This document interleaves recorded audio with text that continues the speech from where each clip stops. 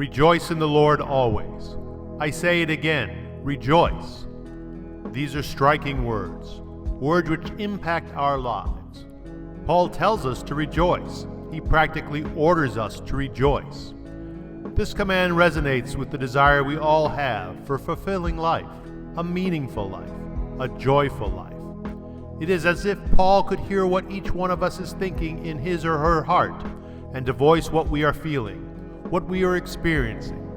Something deep within us invites us to rejoice and tells us not to settle for placebos, which always keeps us comfortable. At the same time, though, we all know the struggle of everyday life. So much seems to stand in the way of this invitation to rejoice. Our daily routine can often lead us to a kind of glum apathy, which gradually becomes a habit with fatal consequences. Our heart grows numb. We don't want apathy to guard our lives, or do we? We don't want the force of habit to rule our life, or do we?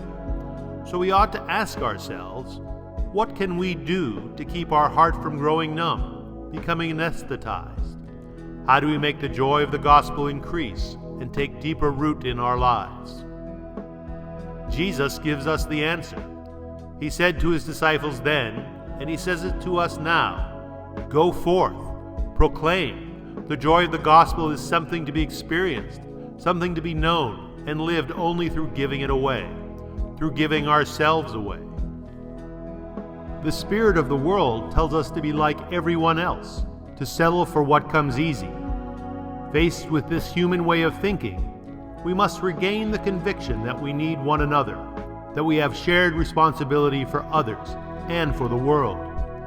It is the responsibility to proclaim the message of Jesus, for the source of our joy is an endless desire to show mercy, the fruit of our own experience of the power of the Father's infinite mercy. Go out to all, proclaim by anointing, and anoint by proclaiming. This is what the Lord tells us.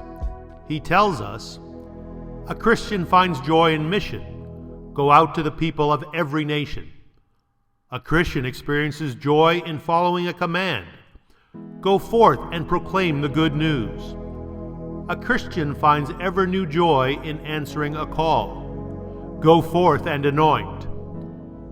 Jesus sends his disciples out to all nations, to every people. We too were a part of all those people of 2,000 years ago. Jesus did not provide a short list of who is or is not worthy of receiving his message and his presence. Instead, he always embraced life as he saw it, in faces of pain, hunger, sickness, and sin, in faces of wounds, of thirst, of weariness, doubt, and pity. Far from expecting a pretty life, smartly dressed and neatly groomed, he embraced life as he found it. It made no difference it was dirty, unkempt, broken. Jesus said, go out and tell the good news to everyone. Go out and in my name embrace life as it is, and not as you think it should be. Go out to the highways and byways. Go out and tell the good news fearlessly, without prejudice, without superiority, without condensation, to all those who have lost the joy of living. Go out to proclaim the merciful embrace of the Father. Go out to those who are burdened by pain and failure, who feel that their lives are empty, and proclaim the folly of a loving Father who wants to anoint them with the oil of hope, the oil of salvation.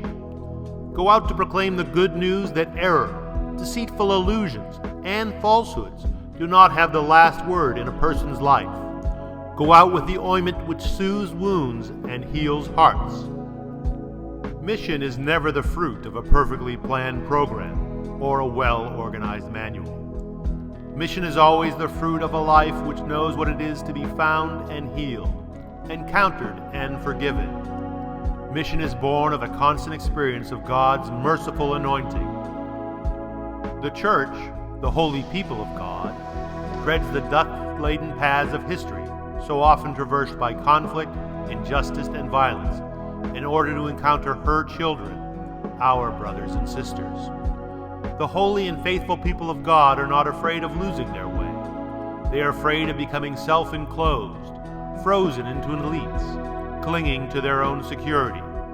They know that self-enclosure, in all the many forms it takes, is the cause of so much apathy. So let us go out. Let us go forth to offer everyone the life of Jesus Christ. The people of God can embrace everyone because we are the disciples of the one who knelt before his own to wash their feet. We are here today, we can be here today, because many people wanted to respond to that call. They believe that life grows by being given away, and it weakens in isolation and comfort. We are heirs to the bold missionary spirit of so many men and women who preferred not to be shut up within structures which gives us a false sense of security, within habits which makes us feel safe, while at our doors people are starving. We are indebted to a tradition, a chain of witnesses who have made it possible for the good news of the gospel to be, in every generation, both good and news. Today we remember one of those witnesses who testified to the joy of the gospel in these lands, Father Serra. He was the embodiment of a church which goes forth, a church which sets out to bring everywhere the reconciling tenderness of God. Serra left his native land and its way of life. He was excited about blazing trails, going forth to meet many people, learning and valuing their particular customs and ways of life. He learned how to bring to birth and nurture God's life in the faces of everyone he met. He made them his brothers and sisters. Junipero sought to defend the dignity of the native community, to protect it from those who had mistreated and abused it. Mistreatment and wrongs which today still trouble us, especially because of the hurt which they cause in the lives of many people.